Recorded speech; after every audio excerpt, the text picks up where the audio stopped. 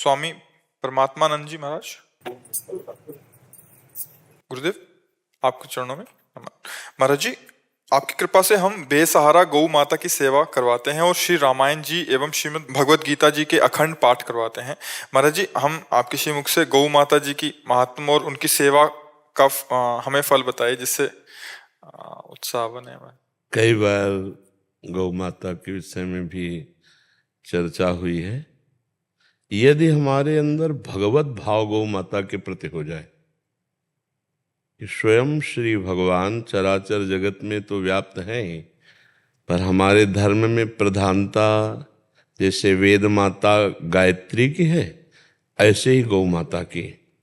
अगर हम गौ माता के प्रति भगवत भाव रखें, पशु दृष्टि ना रखें, और ये भाव रखें कि इनकी सेवा मात्र से गोविंद की प्राप्ति हो जाएगी, दूध की प्रधानता या स्वार्थ की प्रधानता या उनके निमित्त से धन लाभ की प्रधानता न रख करके भगवत प्राप्ति के लिए भगवत भाव से गौ सेवा की जाए, तो निश्चित भगवान की कृपा और ऐश्वर्य की भी प्राप्ति। जहाँ गौ माता गोबर करती हैं और मूत्र त्याग करते हैं, तो गौ माता के गोबर में लक्ष्मी जी का वास है।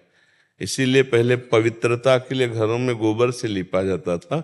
गौ माता के गोबर से जो उपले होते हैं, उनसे जो रोटी बनती है, वो परम सात्विक और भगवत प्राप्ति में सहायक बुद्धि प्रकाशित करने वाली होती है।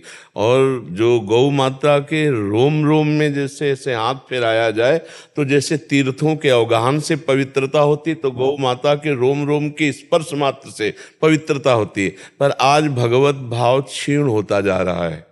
कुछ ऐसे महानुभाव हैं जो भगवत भाव से सेवा करते हैं, नहीं तो दूध की प्रधानता या यश की प्रधानता या लक्ष्मी की प्रधानता रख लेने से हमारी गौ सेवा में बाधा पड़ जाती है। जो गौ सेवा, जैसे वयोवृद्ध गौ है, दूध देने योग्य नहीं है, बीमार हैं, या जिनका कोई पालन नहीं करता है, जैसे आज बैल की अव्यवस्था है, क्योंकि बैलों उसके द्वारा अब खेती जोती नहीं जाती, तो ट्रैक्टरों का प्रयोग हो रहा है, तो बैलों की जो अव्यवस्था हो रही है, तो गौ सेवा के अंतर्गत हम दूध ना देने वाली गाय, वयोवृद्ध गाय, बीमार गाय और बैल आदि की जो सेवा भगवत भावना से की जाए, तो निश्चित लोक परलोक सब सुधर जाए, निश्चित भगवत प्राप्ति हो जाए। और हमारी प्रार्थना है कि हर एक गृहस्थ को अपनी आय से 1 रुपया ही निकालकर प्रतिदिन यदि हम रखें, तो 30 रुपये का हम एक दिन अगर गाय को चारा एक गाय को दे दें, तो हम अपने धर्म का पोषण करने वाले बन जाएं। इस हिसाब से अगर हमारी आय अधिक है, तो हम अधिक रुपया 10 रुपया रोज निकाल करके रखें, 100 रुपया रोज निकाल करके रखें, क्या घाटा चला जाएगा।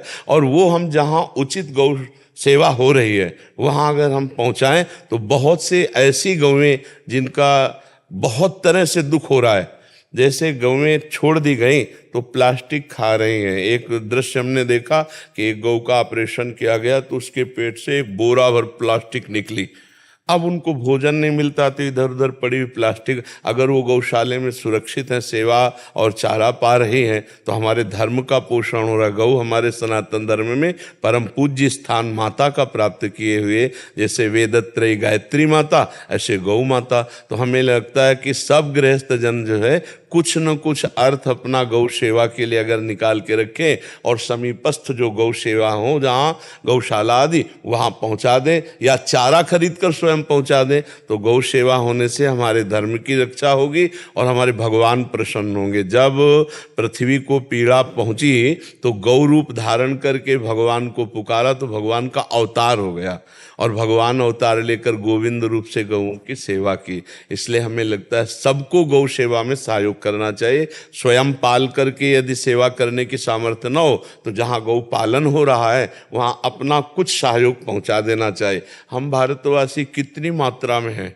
अगर हम एक एक थोड़ा थोड़ा सहयोग करें ना, तो हमारी गौएं बहुत सुखी हो जाएं, बहुत आनंद हो जाए। और जहाँ गौ और धर्म संत जन ये सब फलीभूत होते ना, वो देश सुखी होता है।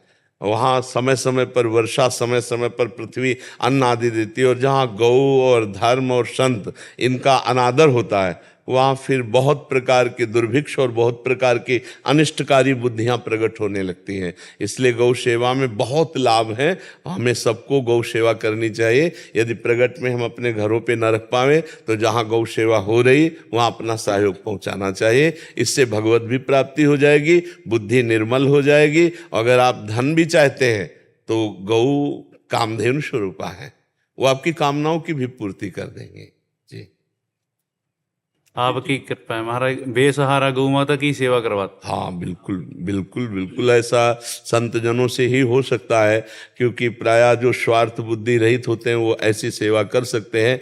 नहीं तो ना ज़्यादा तो अर्थ का लाभ और दूध का लाभ, नाना प्रकार की जो लाभ चेष्टाएं हैं, फिर उनमें जो बीमार गौएं हैं, जो दूध देने वाली नहीं, जो सांड हैं, जो बैल हैं, उनकी सेवा में फिर अरुचि हो जाती है यदि अर्थ लाभ की प्रधानता हो। ऐसे तो संत जन ही उदार चित्त वाले हैं जो स्वार्थ बुद्धि का त्याग कर गौ सेवा में भाव रखते हैं। आप बड़ी कृपा के दर्शन। तो गौ सेवा कैसे होगी? गौ सेवा भक्तजन कराते हैं हमारे जो सेवादार हैं। अच्छा है? ये प्रेरणा देते हैं जी ग्रामवासियों को नहीं। अच्छा, तो ग्रामवासी उनकी प्रेरणा से गौशाला बना देते हैं जी वहाँ। हाँ तो बहुत ये अच्छी बात है, ये तो और उत्तम बात है। तो जंगल में रहते हैं। हाँ ये बहुत उत्तम बात है। अर्थ का, कामिनी का और कीर्ति का, तीनों का त्याग करने पर ही भगवत प्राप्ति होती है। बहुत सुंदर।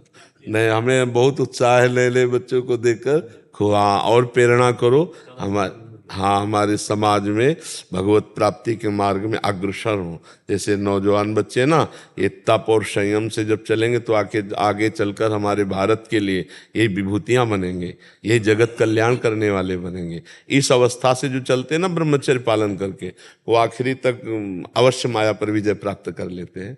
इसलिए चलो बहुत सुंदर, अच्छा लगा। माता जी बाबा जी की लगभग जी 50 गौशालाएं हैं जो इनके आशीर्वाद से चल रही हैं। हाँ बिल्कुल ठीक है। पंजाब और राजस्थान इनके अंदर है। तो उनमें मतलब गृहस्थ लोग उसके मुखिया होते हैं। हाँ जी महाराज। और वो अर्थ आदि लेकर उनकी सेवा करते हैं। आप उनके संरक्षा और निर्देशन देते रहते हैं। अपने खेत में कुटिया बनी हुई है जिनकी। ये तो भिक्षावृत्ति से जीवन चलता है या मतलब भिक्षावृत्ति महाराज। जो गृहस्थ लोग भिक्षा दे दिए बना के, उसी को पा लिया। 7 घरों से या एक घरों से, एक घर से? जैसे महाराज वैष्णव है तो एक घर से भी ले लेते हैं जी। अच्छा। कोई वैष्णव काम है तो 5 घर से भी, 7 घर से। हाँ बहुत सुंदर, बहुत सुंदर। वैष्णव की खाते हैं महाराज। हाँ बिल्कुल, एक महीना जैसे इस गांव में रहेंगे जी, एक महीना दूर किसी और गांव में। बहुत सुंदर, बहुत खुद का कोई आश्रम नहीं है जी। हाँ बहुत सुंदर, बहुत सुंदर। ठीक है, चलो बच्चों बहुत अच्छा लगा। धन्यवाद, धन्यवाद।